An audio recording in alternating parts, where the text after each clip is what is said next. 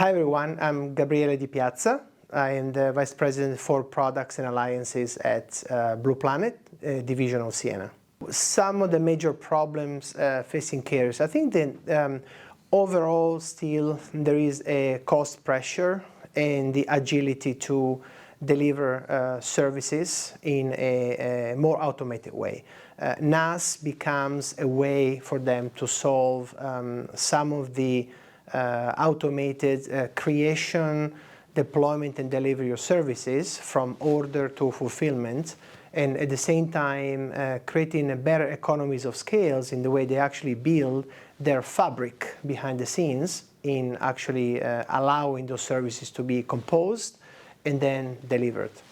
If you talk about the definition of NaaS, or network as a service, first of all, there are multiple aspects or networks out there, right? As I mentioned before, you think of wide area network, you think of cloud networking services, you can think of campus networks or private networks, mobile networks and 5G networks as well.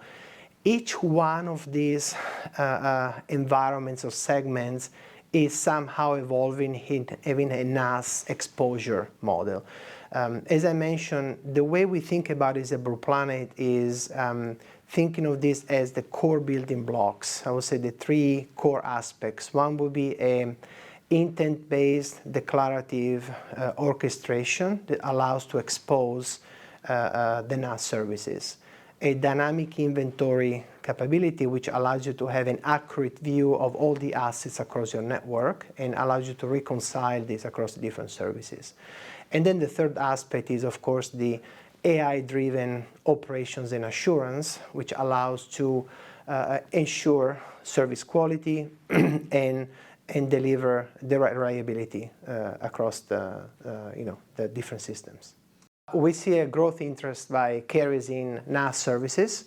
I think they are pursuing more and more NaaS opportunities and implementation because it allows them to move to the next generation of the services. Quick delivery, on-demand capabilities, moving to a consumption-based model. Basically also they will be able to upsell additional services and overall move to a cloud-based model of delivery, which is something which is lacking in the telecoms industry for quite some time. And so we do see rise in interest in NaaS in general across the different network segments. The journey to NaaS, I think it can vary depending on the different aspects of NaaS or the even definition of NaaS. You can think of NaaS in many ways, starting from wide area network services, campus networks, thinking of cloud-based or cloud networking services, all the way to wireless and mobile these days with 5G gaining adoption and now starting to we start to see a lot of the 5G and slicing as well.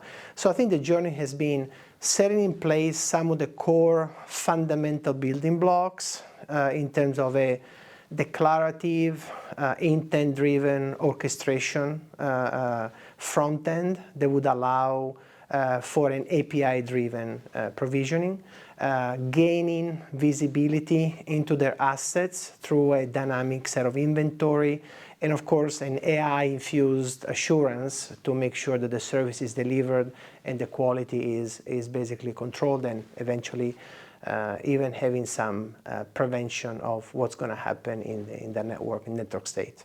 AI, it's infused a little bit across different areas in telecom.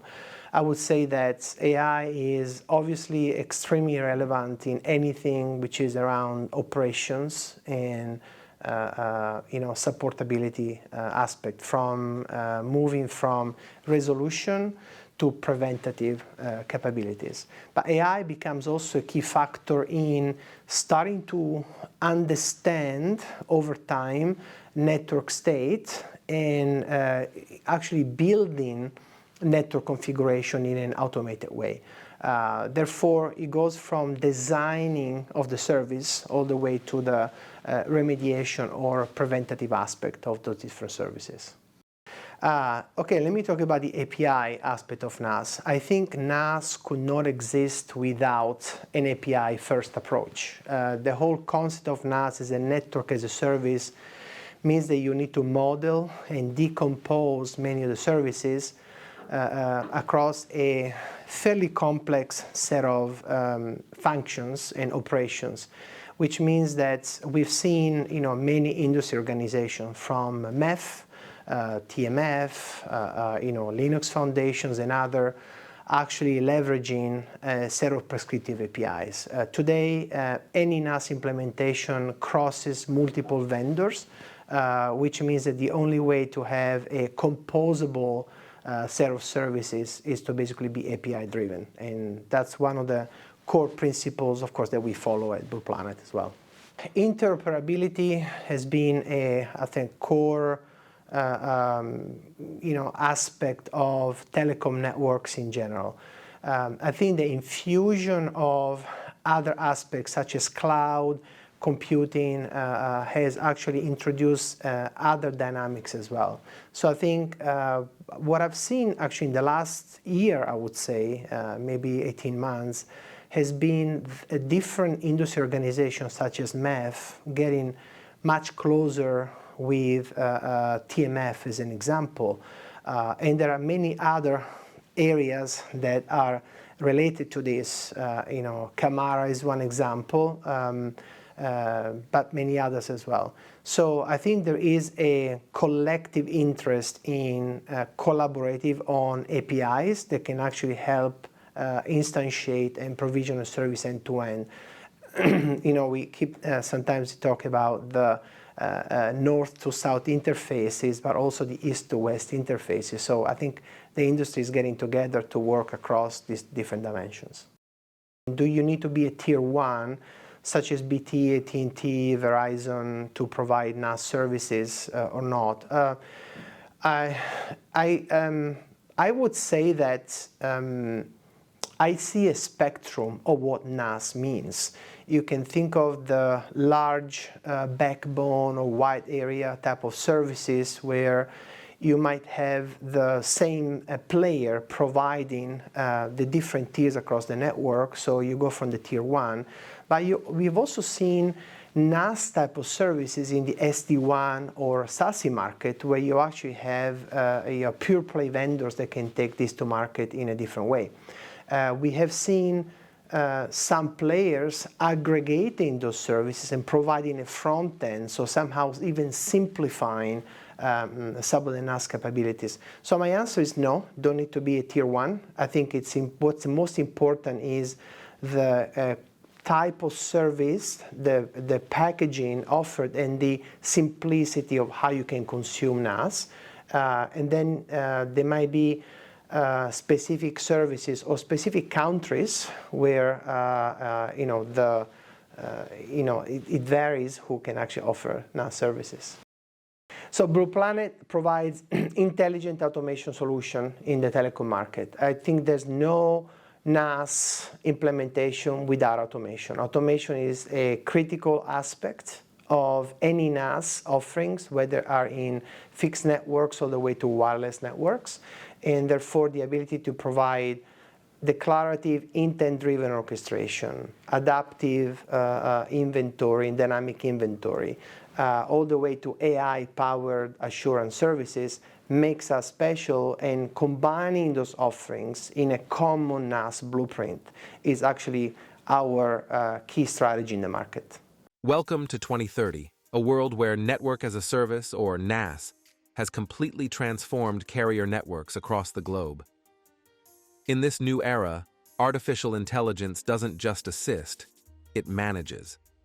AI-driven systems now orchestrate complex carrier networks, optimizing traffic flow and network management in real time. Imagine networks that predict and adjust to demand before it happens, ensuring unparalleled efficiency. This is now a reality, thanks to AI management embedded within NaaS platforms. But what truly sets the 2030 network landscape apart is the adoption of software-defined infrastructure.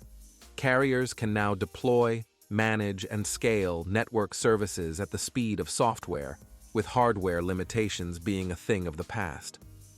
Open APIs have unlocked new potentials in interoperability. Developers around the world use these APIs to integrate diverse systems, allowing for seamless communication between carriers like never before. The result? A truly global, seamlessly interconnected network. Whether it's data from Asia to America or Europe to Africa, NaaS ensures that information travels through the most efficient paths possible. Welcome to 2030, where carrier networks are no longer just about connectivity. They are about intelligent, dynamic interconnectivity. NaaS has not just transformed networks, it has redefined how the world connects. Join us as we explore how this open framework supporting NaaS is being created today. Learn who are the major players and how your company can be involved.